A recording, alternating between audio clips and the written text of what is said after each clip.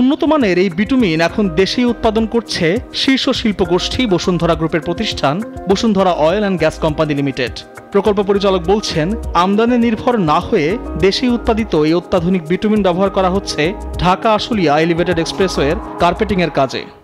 তীব্র গরমে সড়কের পিচ গলে যাওয়া কিংবা বর্ষায় রাস্তা খারাপ হয়ে ভোগান্তি বাংলাদেশের সড়ক পথের জন্য এটি একটি পরিচিত চিত্র। তবে এবার সেই চিত্র বদলে দিতে দেশের মেগা প্রকল্পে ব্যবহৃত হচ্ছে বিশ্বমানের এক বিটুমিন।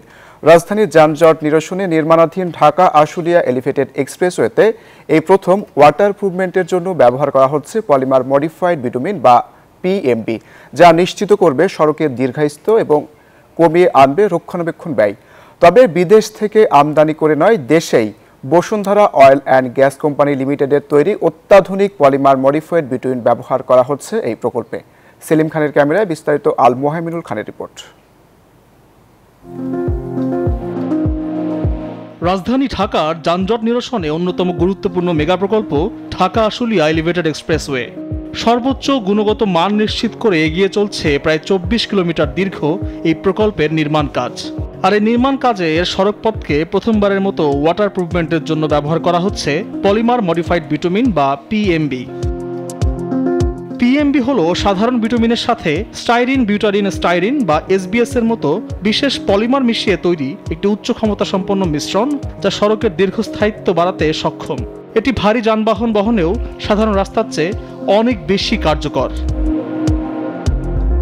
সাধারণ বিটুমিন যেখানে 48 থেকে 52 ডিগ্রি সেলসিয়াস তাপমাত্রায় গলতে শুরু করে, সেখানে পিএমবি 80 থেকে 90 ডিগ্রি সেলসিয়াস পর্যন্ত তাপমাত্রা সহ্য করতে পারে। এর ফলে তীব্র গরমে রাস্তা গলে বিকৃত হয়ে যাওয়ার শঙ্কা কমে যাবে।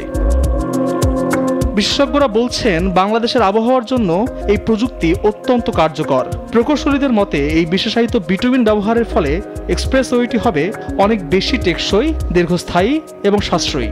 আমরা যদি দেশেই সোর্স করতে পারি এবং যেটা বলছি কাস্টমাইজ করার যদি সুযোগ থাকে, তাহলে হবে কি আমার সড়ক, আমার এনভায়রনমেন্ট, আমার প্রকৃতি, আমার যানবাহনের সাথে কাস্টমাইজ করে এই পিএমবি যদি আমরা দিয়ে এক্সপ্রেসওয়ে তৈরি করতে পারি, এটা একটা লাক্সই টেকসই সমাধান। বসুন্ধরা গ্রুপ এই ধরনের বিটুমিন তৈরির তাদের সক্ষমতা আছে। হোম গ্রোন টেকনোলজি এবং লোকালি আমাদের যে ল্যাব আছে সেখানেই কিন্তু পরীক্ষাকৃত করা এবং গুণগত মান ঠিক রেখেই এই ধরনের বিটুমিন কিন্তু সোর্স করা হচ্ছে।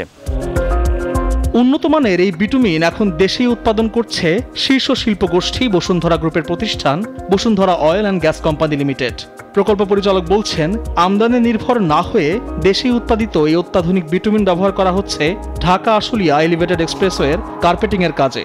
আমরা যদি এই পিএমবিটা ব্যবহার করতে পারি, তাহলে এটা আমাদের ডিউরেবিলিটি বাড়বে, সাস্টেইনেবল হবে এবং গাড়ির চাকার সাথে সহজে এটা নষ্ট হয়ে যাওয়ার সম্ভাবনা থাকবে না। পলিমার বিটুমিন আমাদের দেশেও কিন্তু প্রোডাকশন হয়, যেমন বসুন্ধরা গ্রুপ একটা তাদের আছে, তারাও করতেছে।